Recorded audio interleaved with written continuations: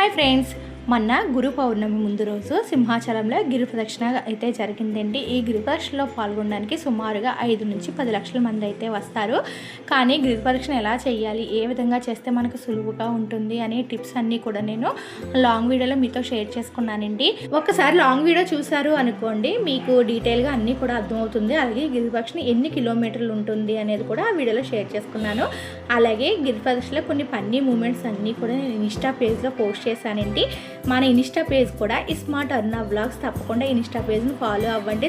మీరు ఆ వీడియోస్ అన్నీ చూసి తప్పకుండా నవ్వుకుంటారు. అంటే అన్ని వీడియోస్ నేను యూట్యూబ్లో పెట్టలేను కదా, కొన్ని వాటికి కాపీరైట్స్ పడిపోతాయి కాబట్టి కొన్ని వీడియోస్ అయితే నేను ఇన్స్టాలో మాత్రమే పోస్ట్ చేస్తున్నాను. అందుకే నా యూట్యూబ్ ఛానల్తో పాటు ఇన్స్టా పేజ్ని కూడా ఫాలో అయిపోండి. మీరు చాలా నవ్వుకుంటారనమాట ఆ వీడియోస్ అయితే చూసి. అలాగే కొంతమంది కష్టం, అలాగే కొంతమంది చేసిన సేవ అన్నీ కూడా ఆ వీడియోస్లో అయితే ఉన్నాయండి. తప్పకుండా ఇన్స్టా పేజ్ని కూడా ఫాలో అయిపోండి.